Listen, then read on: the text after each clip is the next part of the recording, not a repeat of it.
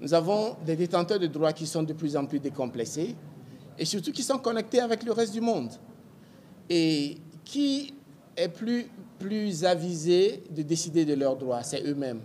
Donc, l'objectif principal, c'est de promouvoir la citoyenneté active.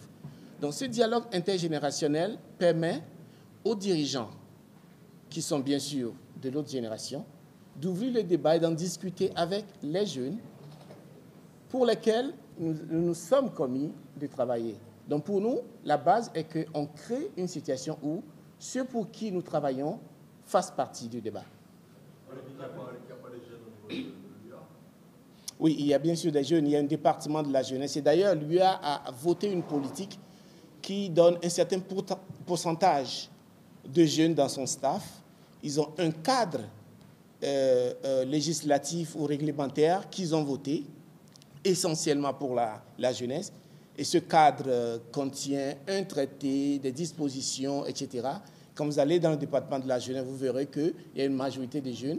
Ils disent même que dans l'ensemble du staff de l'Union africaine, il faut un certain pourcentage de jeunes. Mais ce n'est pas seulement de l'Union africaine en tant qu'institution. Il faut que cette situation se répande sur tous les continents au niveau de tous les 55 membres de l'Union africaine. Et je crois que ça fait partie des objectifs des ministères de la jeunesse de nos pays. Vous pouvez nous en dire plus. Mais je crois que c'est important que la jeunesse, ceux qui détiennent des droits, fassent partie du débat politique. Oui, je dirais que l'adoption du traité qui établit la zone de libre-échange intercontinentale, le CAF, est l'une des plus grandes réalisations, à mon avis, de l'Union africaine.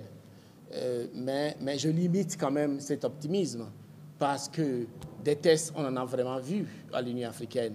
Et depuis qu'elle a été mise en place autour des années 2002, bon, les jeunes attendent maintenant que des vraies mesures soient prises, que des vraies décisions soient prises, que du budget soit adopté, que des changements de politique existent. Nous voulons de parler de la matière qu'on peut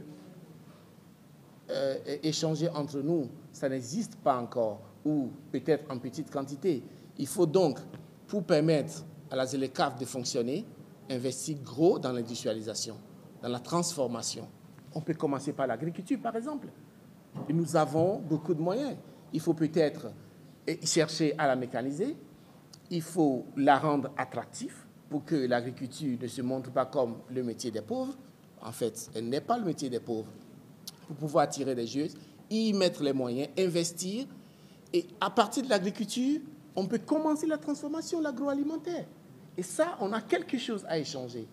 Je crois que c'est disons, le moyen le plus rapide, le plus facile par lequel, bon, maintenant, on peut avancer dans la plus grande industrie, ainsi de suite. Je crois qu'il y a aussi, et c'est le cas de le dire, nous savons que la majeure partie de l'économie africaine est tournée vers l'exportation des ressources. C'est vrai qu'on n'a pas encore des moyens pour investir dans la transformation de ces ressources à l'état brut, mais on peut aussi s'entendre entre Africains pour peut-être imposer un moratoire ou imposer aux grandes industries, aux multinationales qui exploitent et qui viennent acheter et pour l'exportation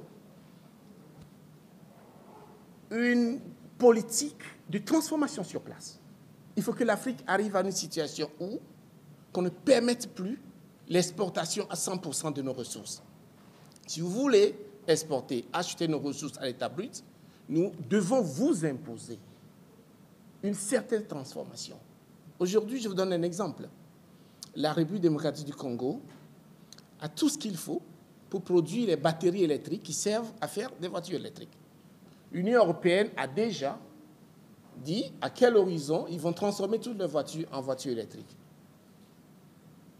La RDC, l'Afrique du Sud et d'autres pays du côté austral de l'Afrique ont tout ce qu'il faut pour le faire.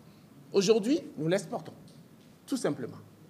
Si on impose à ceux qui ont les moyens industriels de faire une certaine transformation, non seulement ça va créer de l'emploi, beaucoup plus d'emplois, et nous militons à One Campaign pour cela, ça va élever les revenus de l'Afrique et ça va progressivement transformer l'Afrique.